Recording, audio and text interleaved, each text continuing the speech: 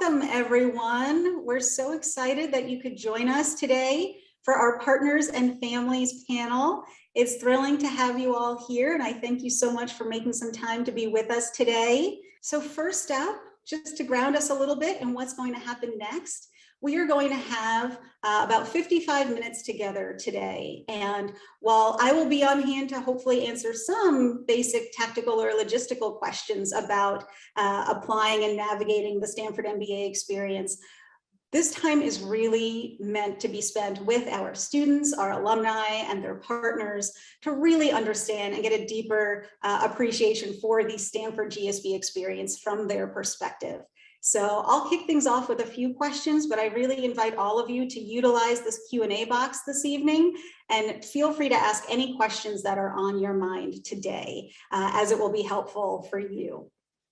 All right, so a few things before we get started, because this is a little different than maybe some of our traditional sessions where we're talking just strictly about some of the academic experiences.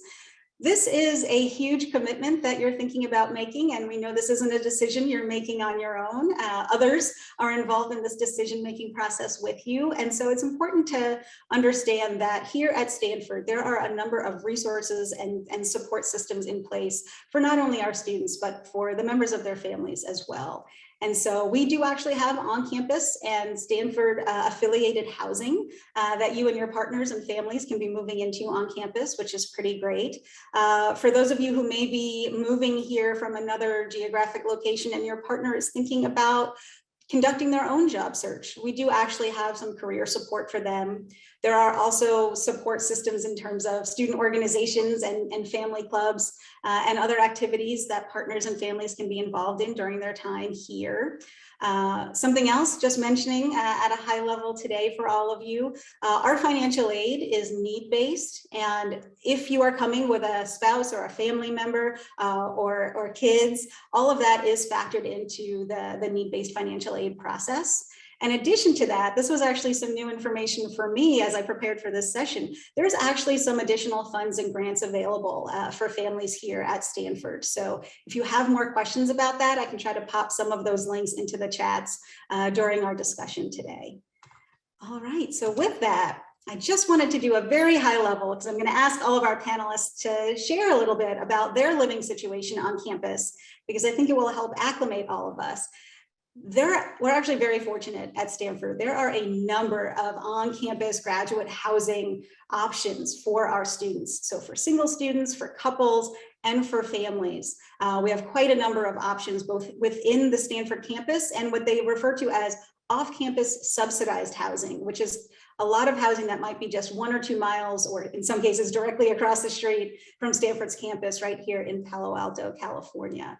So just wanted to let you know that as you're thinking about making this big move, there are lots of options in terms of where you might find yourself living in the future. So with that, I'm going to turn things over to our panel. I'm going to have our little intro slide here up for just a minute, and then I'm going to actually open things up so you can see our whole panel here today. But what I'd like to do first is just do a quick round for our panel. If you could share who you are, where you're dialing in from today yourself, and if you lived off campus, on campus, a little bit about that, because I'm sure we'll get some more questions later. So I'm going to bounce around the screen here, and I think we'll kick things off with Parker. Welcome. Thanks for being here.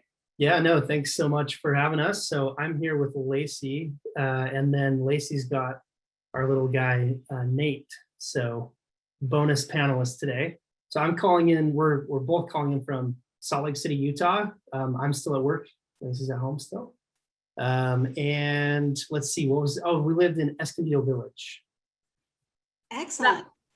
That was the family housing with there's different Escondido Village housing, but we lived in the family housing. Excellent. And Lacey, would you like to introduce yourself? Yeah, so I came with Parker to the GSB. We came from Texas, and at the time we had 3 children. We had our 4th child while in school. And so the family housing and the family life is where I have a lot of expertise at Stanford. So if you have questions around that, I am willing and happy to answer. Wonderful. Thanks so much. Amanda, let's turn things over to you next. Hi, yes, I'm Amanda. I am a incoming second year MBA from Australia. As you can see, I come from education and consulting, but used my time at Stanford to pivot into real estate urban environment work. And so I'm currently interning with a real estate developer over the summer, and I'm in Portugal, which is why it looks like it's nighttime here. Tori is my partner. I'll let her introduce herself. Excellent. And Amanda, where were you living on campus during year one? Oh, sorry. I have lived actually in both JMAC and Schwab. The rivalry between them is false and means nothing, but if you want to get competitive, go ahead. Thanks. Let's turn things over to Tori. Hi, I'm Tori. I moved to Schwab to live with Amanda from Australia, and did the whole getting a visa to work in the US job search to get across. So if you have any questions about that, more than happy to chat. Excellent, thanks. And let's turn things over to Natalia and Eric. Hi, I'm Natalia. We're calling in from New York. I was class of 2020 and I lived in Schwab my first year. And I came from finance. Now I'm starting my own company and also am now an SO because Eric just started at the GSB. So we're exactly 2 years apart. Yeah, we did not time that out too well. But as Natalia mentioned, my name's Eric. I am one of Amanda's classmates arising second year at the business school. Natalia and I lived together in Schwab this past year, which was a great experience. And I come from a background in healthcare and government, and I'm interning and consulting for the summer. Looking forward to chatting with y'all. Awesome. Well, with that, I'm going to stop sharing the screen so I can pull everybody up, and hopefully you can see all of us here now as a full panel. I am going to kick things off with a couple of questions for the group. And I see we've got one in the Q&A box so far, but get those questions coming in and we're going to do our best to answer as many as possible in the next 45 minutes or so. But to kick things off, I'll open this up to anyone who's interested. Maybe we'll try to hear from two folks at a time, and we'll work on getting through as much as possible. So first up, what were some of the important considerations that you had in mind when preparing for graduate school, especially knowing that you were going to be making this decision, not just as an individual, but a decision that would affect others as well? Who wants to tackle this one first? I'm happy to. So I think, we went to grad school at a time where we already had 3 kids, as Lacey mentioned. So I think pertinent to this panel discussion, for me is really important that it wasn't just a great learning and development and life experience for me personally, but also that it was really great for Lacey and for our kids. And so I think one thing that really helped us was seeing Escondido Village. And for those that are not familiar, it's this sort of like grouping of townhomes, and it's a place where you can live if you have children. And so, a lot of the GSB does run on the single person schedule, but because we were in this Escondido Village area, we were able to build kind of our own community of other families and other parents, and it was an incredible opportunity. So I think, just thinking about who are the other people that I love and that I care about in my life, and how will this experience affect them, and making sure that they will have an incredible life experience as well at the same time.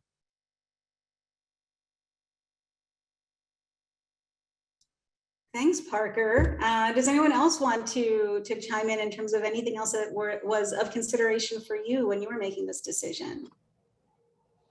I think making sure that going in, there's buy-in from both people in expectation setting around what type of cadence you have to have in order to keep in touch, and make sure, we did long distance, a part of it, we weren't always in person. And so just making sure that there was a sense of rhythm and cadence when we were thinking about how is this going to work? Like, what does this actually look like if I do make the decision to go to school?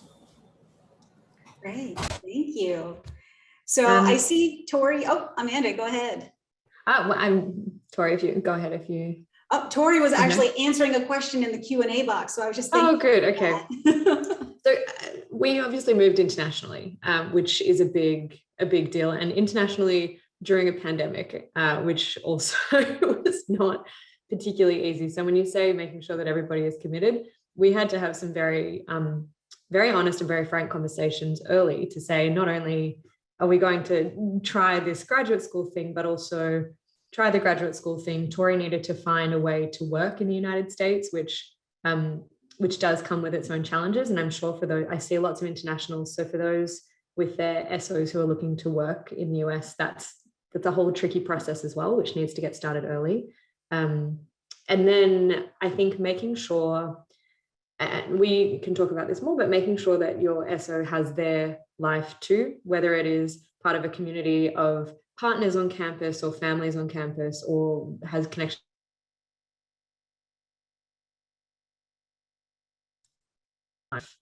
As well as just an SO. All right. Quick point of clarification for everyone. Throughout our conversation today, you may hear our panel refer to things as SO and or partners. So sort of officially, we try to use the term partners here on campus, but SO is just part of the vernacular here at Stanford Graduate School of Business, or the GSB, as you might hear it referred to. So if you ever have any questions about any abbreviations we may be using, feel free to pop those in the chat questions. Speaking of questions, I know Tori was answering in the chat, but I think this is actually a great one for everyone to hear as well. What are some types of events or activities that the SOs or partners can get involved with on campus? So for those of you who have been partners on campus, do you want to share a little bit about some of the different things that you've been able to get involved with during your time here? Yeah, happy to. I think SOs can be involved in a lot, basically anything socially. I ended up, spending a lot of time around campus, getting to know other people and going to some of the social events and on trips with others. All of that is very much open season for SOs. In addition, there are definitely some professional events, particularly the student organized ones, that SOs are often welcome to join, such as the student conferences and some of the student organized sessions for I worked in healthcare, so I went to a session meeting someone from, gosh, I can't remember, but it was a large US health insurer that was organized by one of the students. Obviously not class, but to be fair, that's okay. Yeah, you can really get involved in quite a lot if you're an SO and motivated to involve yourself in student life. I'll answer this one also. And I do apologize, I started reading, so I might duplicate a little bit of what Tori said, but there is a lot of involvement you can do. Obviously, you can't attend classes because you haven't been admitted to the program, but if your partner or whatever is presenting or particularly enjoyed a class, they can always ask if you can come. And I think I attended every class that was Parker's favorite. I went at least once.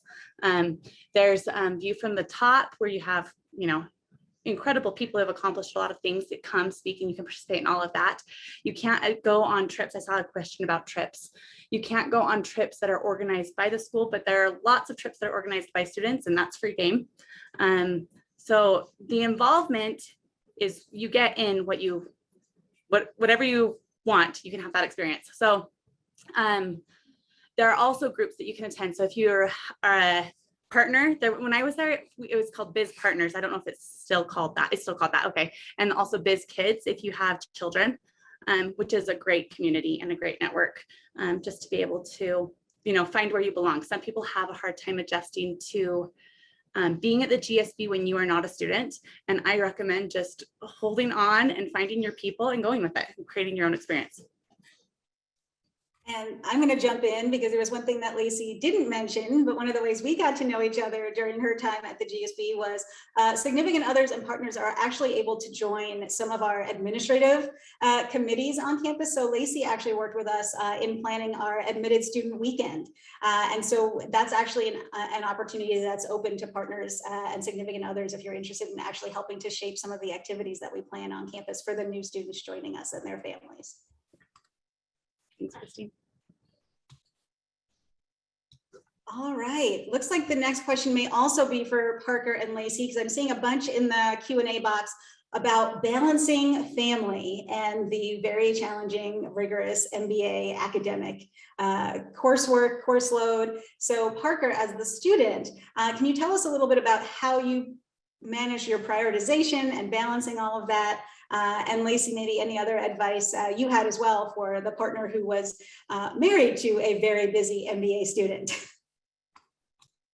Yeah, so I think one of the driving forces of nature that sort of runs underneath everything in grad school is FOMO. So like the fear of missing out. And so I think coming into the program, knowing that we had a family and that my schedule typically runs very different from somebody that maybe doesn't have a family, there's definitely a lot of fear of missing out on social activities and other things, because of course, one of the main reasons that you do an MBA is for developing those relationships and a network and having those experiences. So I think the discipline that was sort of naturally required was just prioritization and really being thoughtful about, do I really need to go to a social event every single night of the week?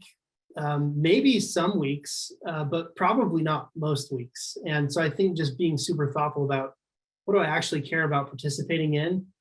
And I will say that, we were really happy with our social experience at the GSB, not just connecting with other families, but also connecting with all kinds of different students, single, married, with kids, without kids, et cetera, et cetera.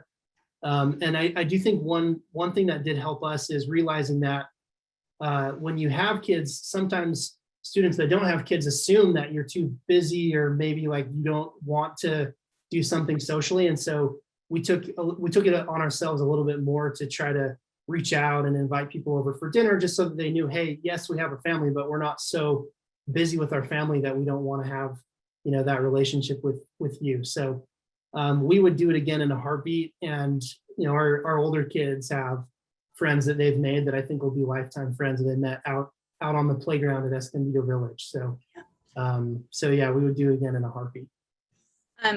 So to piggyback on what Parker said, I think that the biggest thing was scheduling, because there's going to be a lot of things that your students could do that they won't do as parents, because you just can't be gone every single night until the wee hours of the morning, like a single student might be able to. Not to say he didn't go to Vegas, so for a one night thing or whatever, there's still opportunity to enjoy that part too. But you just have to make choices. And for us, it was, like Parker said, inviting people to our house where they could be, where our kids were, felt safe and liked meeting different people, or going to campus to meet Parker for lunch. So you see all the students and you make those connections still, but in a way that's more family friendly and more suited for the stage of life that you might be in. Thanks, Lacey. Speaking of stages of life and where you might be in, I would love to turn things over to Natalia and Eric, because you have a unique perspective, because you have both been students at the GSB and partners at the GSB. So wondering if you can kind of shed some insights there in terms of some things that might be helpful for folks to consider from either perspective, whether they're students coming with their partners, or what that partner experience might be like now that you've seen it from both perspectives. Yeah, I would say that if possible, if your partner is planning to apply to school, definitely do the exact same thing we did, because then the second person to go really has a leg up, because they have the expert in the room and all social meetups, which is great. No, I think it's a great question, Christine, and there's probably a lot of different ways we could go with it.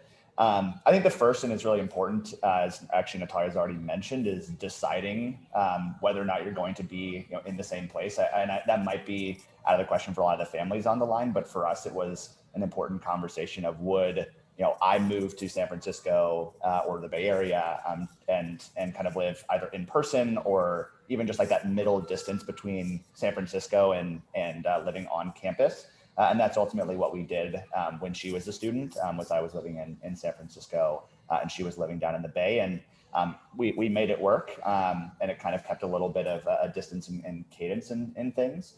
So I think that's a really important question to consider, is kind of optimizing for that work-life balance. And if your partner is interested in investing more in the community and kind of having kind of a more individual exposure to their class and really getting some of those opportunities, that might not be something that a working person is keen to do, then that's, I think, an important conversation to have in setting those boundaries and expectations. And I think for us, both of us found a lot of happiness in having one-on-one relationships with the other person's class. So for example, I wasn't relying on my happiness and my schedule just through Eric. Like, I feel like I had individual relationships with his classmates, and that in of itself, I think, makes it a lot easier and much more fruitful for the partner and also for the student, because then there's sort of like an independence, and it's not fully kind of like a codependence as you're kind of building your own life on campus. Yeah. Thank you both. Amanda, Tori, I'd love to hear, because I know you faced similar choices, relocating from an international location, figuring out long distance and moving on campus. Can you talk to the group a little bit about how you navigated that process? I'm happy to go first. Gosh, it was an interesting experience. I mean, we started doing long distance, which was really necessary given the COVID pandemic. It wasn't so much out of choice as necessity, and that was we made that work for us.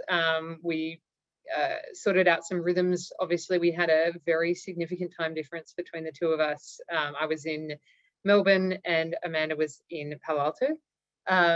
But we made it work by, putting in time, because some couples may be thinking about doing long distance or may have to do long distance because of visa reasons for quite a while. We put time in each other's calendars every week that was reserved for us to hang out with each other. Life can be really busy on campus at Stanford, and it's also exciting and new, that it can be hard to make time for other things in your life. So we made sure to have some dedicated time where Amanda wasn't allowed to to go and do something else. No, I'm joking. So we made that work for us. We did long distance for 5 months, I think. And then moving on campus, we spent some time just making sure that we got settled in, and Amanda was really proactive about making sure that I felt welcomed and included, introduced me to a lot of her friends, and I found it quite easy to settle into the community, actually, which was great. Everyone was super welcoming, and yeah, we had a great time living in Schwab.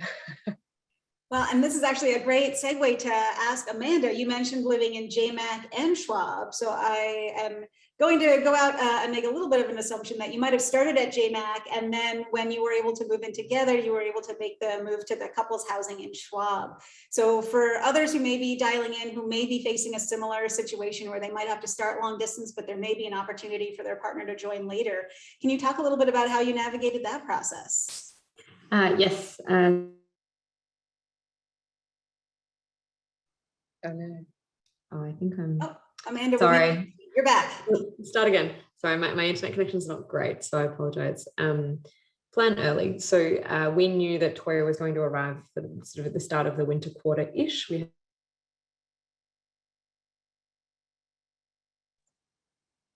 We communicated. Have I gone off again? Yeah, I'm just going to let Tori. I will try and interpret what Amanda was going to say. From what I recall, yes, we definitely planned early. Amanda knew when I was going to arrive, so she was in contact with the GSB residences and Arthel and Co about what rooms might be available, particularly as the terms changed over, because there is some shift in and out of people in Schwab and JMAC. I hope I'm reading her mind correctly. It's a long distance to read. You're doing perfectly. So we actually found a room in Schwab. Sometimes, I mean, the couple rooms are very popular. I wouldn't say that they're, difficult to get when moving in, but because they are kind of, a modification of 2 single rooms, so they can kind of make couple rooms happen, but they need a bit of warning to make that happen. So yeah, we just worked early with the GSB residences, and they were able to have a couples room available for us when we moved in, which was great. There are also, we did consider other options. So we do know lots of partners who like sort of dual either. No, Amanda, maybe if you head off video, we might still be able to catch your audio. We can give that a try.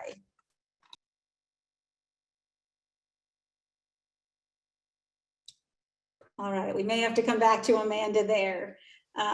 Just engage via chat. That's okay. Fantastic, please do. I'm going to switch gears a little bit now. Thank you all for your context there. I think that's very helpful because I know housing can be something that can make folks anxious because there are so many options.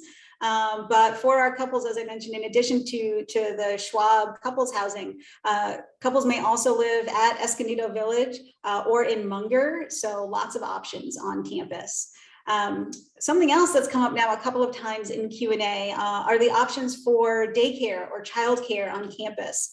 So Parker, Lacey, I'm wondering if that's something that you utilized and might be able to speak to, or if you know any classmates that did. I don't want to rush around too much looking for the links on the site, but I can try if either of you can maybe get us started in that conversation. So I did just post the link. I think it would go through to the daycares. We did not use the daycare on campus, but we had lots of friends who did. I will say that when you're moving to campus, it was probably about 50-50 of parents that were both working or parents who maybe were working before and then decided not to just during that experience, or parents who were just stay-at-home parents because that's the decision that they had made. So there's not really a right or a wrong way to do that. But the childcare options offered at Stanford are actually really, really great. I've had some friends claim that they're the best teachers, you can find anywhere in the country, which might be the truth. In particular, Madera Grove and CCSC have had a lot of positive feedback, at least while we were there, which was 2 years ago, but I imagine not too much has changed in that time. And specifically, one friend who her two young daughters were there during all the COVID stuff, and just really impressed with the ways that they handled all of that for young children, because their world was disrupted too. That being said, the wait lists can be quite long. So if that is something that you are interested in, it's a good idea to reach out early and often. And then also during COVID, a lot of people have been using nanny shares. That happened while we were there too, but you just get, your Escondido neighbors right next door or whatever, and you can just hire somebody together. And that was a good solution for a lot of people. Somebody asked about how the schools are handling COVID now, and we left before COVID hit. We graduated in 2019. But I have heard that kindergartners and first graders and second graders were back in person at the end of last year. So if you have children older than that, let me know. But I think at least those kids are back in person and planning to start again in the fall. Thanks, Lacey. And I did my best to try to add the link there in the chat, which I think is open to everyone. This next question is from Rashmi, and I think I'm going to direct this to Eric, because Eric, you mentioned that when you were the partner, you were actually living off campus during that experience, living up in San Francisco. So Rashmi has a partner who will need to commute in the South Bay, and wondering if you can maybe speak to the pros and cons of living off campus versus living on campus. And I think now you're in a position where you've seen it both ways. Oh yes, yeah, I can definitely share a few thoughts on that. So yeah, as you mentioned, I was living in San Francisco. Natalia was living on campus in Schwab, and I did not own a car either. So I had the doubly fun time of using many modes of public transit to get to and from where we needed to go. But I will say it is quite doable. There is options to, it's very easy to get to the Caltrain, which usually gets you to just about any major city that, I don't know where in the South Bay your partner might be working, but I can bet that there's probably a Caltrain stop that gets you pretty close. And then there's several other options for public transit. If you have a car, which is maybe advisable if you are going to be having a daily commute into work once things start to lift up. There's ample parking options on campus for an additional cost, and you can drive down to and from the South Bay, or if you need to commute up to San Francisco as well. But I think the obvious Downside is that there's just additional kind of, with living off campus, there's some additional commuting to get to campus if you're living together. So that's just something else to keep in mind is, you have multiple cars. If you're living in Palo Alto, one of you needs to commute to campus and one of you needs to, go down to the South Bay or something like that. So yeah, just I think a consideration there as well. I would say also a lot of the people who have partners off campus who are local, there'll be like a Slack or a WhatsApp group where people do ride share. So, hey, I need to ride up to San Francisco. Who else is going to go visit, their partner for the weekend or even on a weeknight? And that's a fun way to just, especially if you don't have a car, to carpool with people, and it makes it a lot more efficient. Great, thanks. I thought I saw a question a little earlier. I don't see it now, so I'm guessing somebody may have answered it in the chat, but for the partners on the call who were navigating job searches here in the Bay Area, can anyone speak to that experience? Just out of curiosity, like Tori or Eric, did you come with jobs already, or did you end up utilizing the Career Center resources as a partner? I can go first. I did come with a job and I was not looking to use any of the CMC or career resources. I think to Tori's point, she made earlier, there are so many events and there's so many opportunities to kind of network and kind of expand your horizons and get to meet people, which is of course advantageous to the career of a partner. But I did not use any, I guess, formal resources through the Career Management Center. I did reach out. I'm not going to explain the bizarre circumstances that I was going through, but initially I was looking for a job and did work with the Career Center to be put onto some leads. They do offer their support to partners. My understanding is it's not the same as the support they offer to students, which is very extensive. For partners, they will do some things, but I believe not everything. They put me on to some Stanford connections in the areas that I was interested in, which was obviously a great help. And I definitely got some interviews from some of those leads, which was really helpful. Someone else put in the chat, can partners work? It depends where you're from. Make sure if you're an international, your visa situation, what visa you're applying for, what your ability to work is, because in my situation, if I wanted to work in the US, I had to have an employer and be sponsored and have that contract before I could even get my visa to actually go over to the US. So be very careful, because it can take, I would allow, like, depending on your situation, up to 6 months for your job search and visa process. It took me, probably 2 to 3 months to make that happen in terms of getting a new job. In the end, I ended up sticking with my current employer, who did an intercompany transfer from Australia to the US, which was actually the most straightforward way for me. So if you work for a multinational company, I would recommend exploring that route. So yeah, I did use the CMC. There are resources available. Make sure you give a lot of time and do a lot of research. Great, thank you. I'm going to turn things over to the students now to hear your perspective. And again, this is speaking from just your own personal experience. What we tell people as they're thinking about applying to Stanford is that really every class is different. Every class sort of takes on a personality of its own. And in any given year, we don't know how many people may be applying with partners or families. So curious to hear from Parker, Natalia, Eric, Amanda, of your class experiences. Can you describe the families and partners kind of life on campus in terms of how active the partners and families were in your class? Because I know sometimes that can shift year to year. Some years there seems to be more groups of families than others. So just curious from your own personal perspectives, some of the things that stand out in your mind.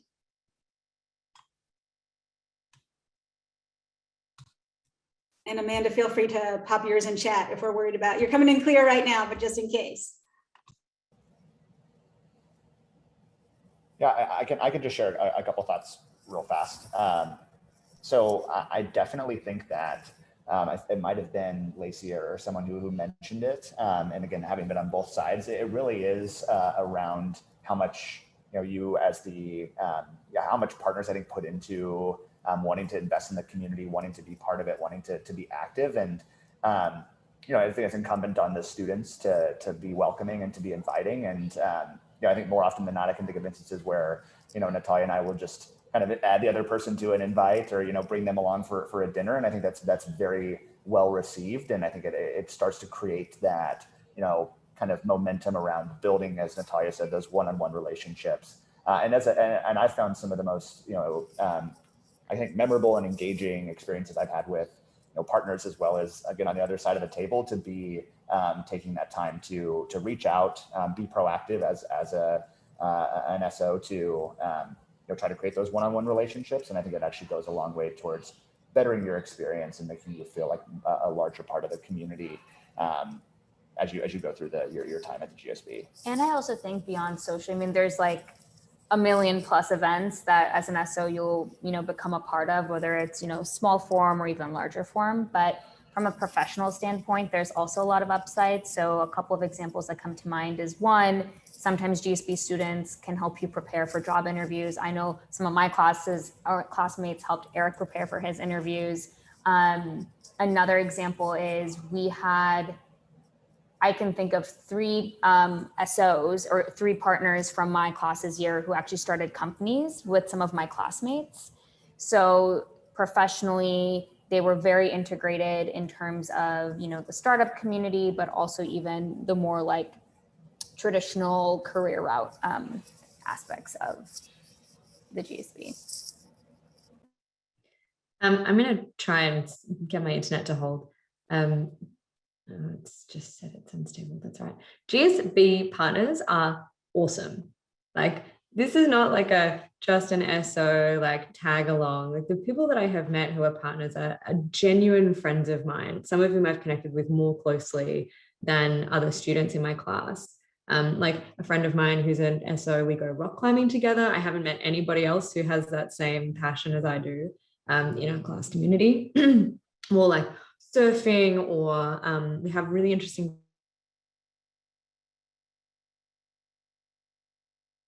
community. Sorry, we have interesting discussions on things that are outside of the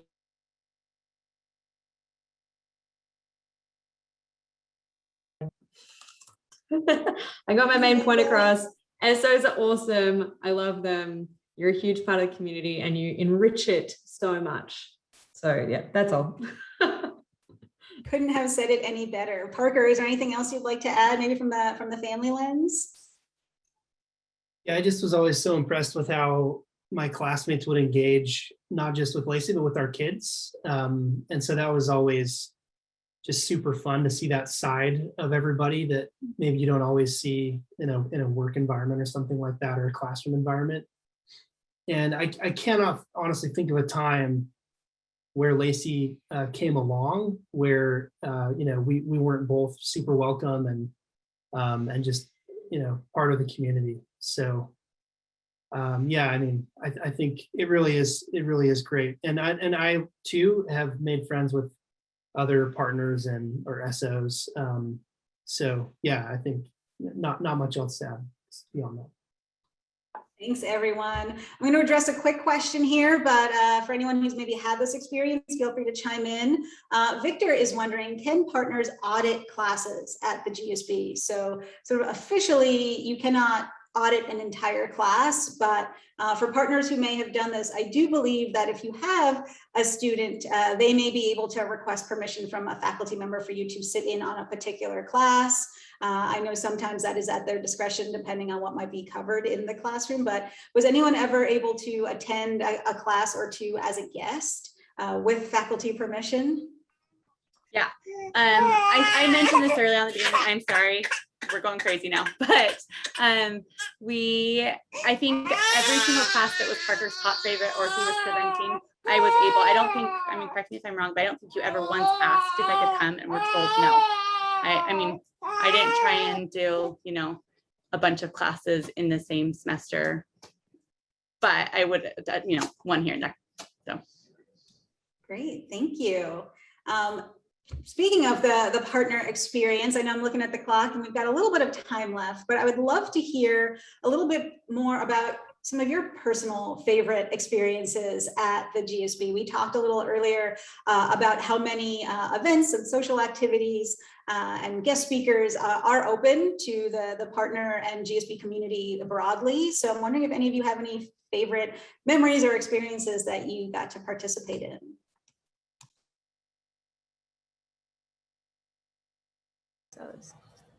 Yeah, good reminder, Natalia. Yeah, I'll share just a few things that quickly come to mind. First is, and actually I think ties into auditing classes a little bit. There's just such a special group of lecturers and professors that work at the GSB, and almost all of them are willing and open to having dinners or interactions outside of class. And so Natalia and I actually had a really awesome, like one-on-one, I guess, double date with a professor and his wife last summer, which I think was just a really special kind of experience as an SO to meet a professor just that close and kind of see and learn from him and his wife, which was just a tremendous experience, and I anticipate that happening more. Second is definitely traveling. I think there's a lot of opportunities. I think as someone mentioned, it's mostly the student-led group trips that you can go on, but those are really, really special ways to really solidify those bonds and to feel like part of the community. And hopefully, with some COVID restrictions and things like that are loosening, there might be more opportunities to do that, especially for incoming classes. And the third thing, which I think is really valuable, is I'm sure most of you who are applying to the GSB have heard of Touchy-Feely, which is a very prominent course that a lot of students take. And then I actually, as an SO, had the chance to engage in a Touchy-Feely weekend retreat, which was a tremendously important and impactful experience. And having now taken the full class, I can say it really does match with what you learn in the course itself. And there's just a lot of ways to, I think, kind of develop yourself emotionally and mentally through that type of a program. And so I would encourage you all to investigate that as you embark on your journeys.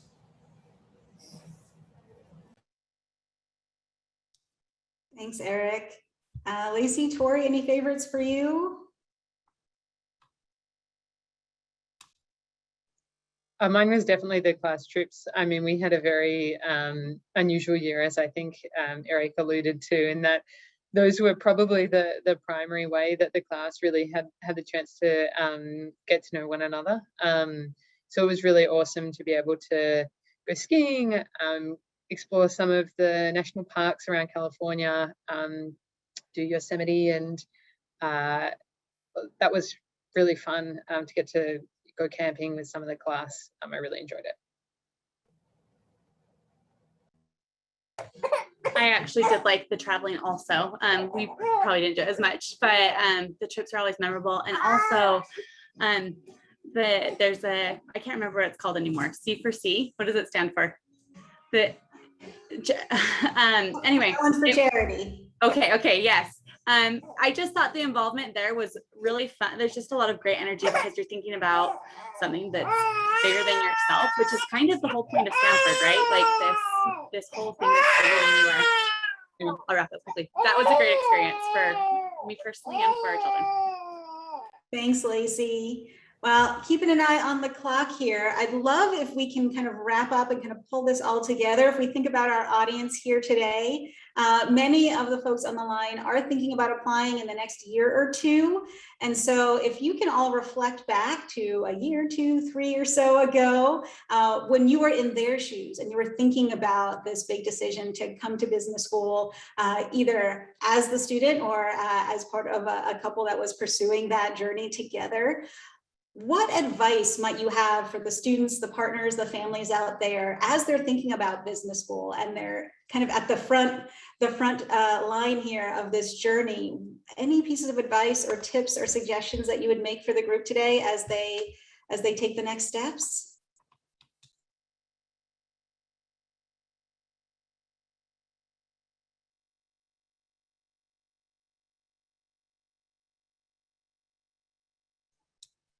I'm happy to go. So I do remember throughout the application process feeling kind of constantly intimidated by people that I met who'd attended the GSB, or you're sort of reading into every little detail on the admissions website. So it's like, okay, I see somebody that did McKinsey, and I see somebody else who's founded some incredible nonprofit. I didn't do either of those things. That seems bad. And so I think just getting past all of that and just really focusing on, you know, your own story and your own goals and the experience that you'd like to create for your own MBA program, and not trying to guess what like the admissions committee wants to hear or anything like that. And I think once I arrived at Stanford, I was so blown away by the incredible diversity on every possible dimension, including diversity of experience. And there is no traditional background at Stanford. There's no playbook for getting into Stanford. So I think just, you know, for those of you who are about to write those essays or take the GMAT or whatever you're going to do, just have some confidence that there's somebody that's just like you that got into Stanford at some point. And so like you have, like you like have a shot to get in as much as anybody does. So yeah, that's what I would say about that. Thanks, Parker. And thank you, Amanda, for weighing in on chat there. Natalia, Eric, anything come to mind for either of you today? This is more advice for, I guess, you know, as you think about your class, and your class is a big part of your identity, but both, you know, the partner and the student should think about, there's so many events and opportunities to interact with the class above you and below you as well. I think that's sometimes an opportunity that can be missed. And so if you and your partner kind of plan to make sure that, you know, you don't just invest in the class that you're a part of, but also the other classes, there's a lot of great like cross-pollination that can happen there, whether it's through social events or even things like the Women's Golf Clinic. There's all of these opportunities. Great advice. All right, would love to hear from the partners, thinking about the partner experience. Anything you did or in hindsight wished you could have done in terms of supporting your student as they were embarking on this experience? Or to the partners out there, anything you want to give them a heads up on? Yeah, I'll throw one out there, which is be flexible, be adaptable, and be willing to ask questions. I think as a partner, especially fall quarter, when there is just an inundation, a deluge of new things that are going on, that it's really important, I think, to establish expectations, establish routines, and also recognize that the GSB can be a really quirky place. And you know, there's sometimes you might be like, why is my partner prioritizing doing that over this? And I think it's just kind of leaning into and being slightly flexible, as this experience really is, you know, transformational in so many different ways, and both for a partner and for the student themselves. And so yeah, I think being adaptable and flexible, and to ever said it earlier, setting expectations, I think is really critical. I agree with that. I also agree with what Amanda said in the chat about working together from the beginning, being included from the beginning to the whole admissions process. Everybody's going to have their own experience, but for us, I will always talk about the GSB like it was ours, even though I didn't get a graduate degree from the Stanford Graduate School of Business, because I changed my life just as much as Parker changed his, and it disrupted and it interrupted and it transformed us too. And so for me, it was important that I was involved every step of the way. I read every essay, I read every, you know, application, and I celebrated the same way when he got his call. And so I think that was something that made it important for us, is that we were in it together from the very beginning until the end. Thank you, Lacey. Tori. I'll definitely echo that. The only thing I would add is, depending on sort of where you are, whether you're on campus or whether you're like a million miles away, just make sure that you try and get involved in whatever way it is. Like, it makes life more fun and interesting if you're not just kind of focused on your own life and your own work, and you try and get involved in meeting your partners, Stanford friends, and going along to events and trips, because you'll get so much more out of the experience the more that you're involved. And echo Eric and Lacey's input as well. Well, thank you all so much. I truly cannot thank you enough for spending your time with us today, especially for those of you who kept some very odd hours to join us. I really do appreciate it. I just shared my screen for one last moment here. So for those of you who joined us today, thank you. We do hope this has been helpful for you to give you a better sense of the partners and families experience here at Stanford's Graduate School of Business. For those of you who are continuing this journey and planning to apply soon, I encourage you to check out and create your own personalized dashboard as you go through this experience on mystanford.mba. And a quick plug for some upcoming events from our office. We're actually hosting an application week at the first week in August. So for those of you who are planning to apply this year or just want to do some early prep for the future, our office will be hosting a number of workshops and sessions the first week in August to help you and guide you through that application process. So while you are hopefully turning to your partners and they're helping you, proofread and edit those essays, if you're also looking for some advice from us or just some guidance to help get you over that finish line to hit submit in September, we hope you'll join us for some of those sessions. So a huge thank you again to our panel. Thank you so much. It was lovely to see you all. And thanks to all of you for spending some time with us today. So best wishes, and we look forward to seeing your application soon. Take care, everyone.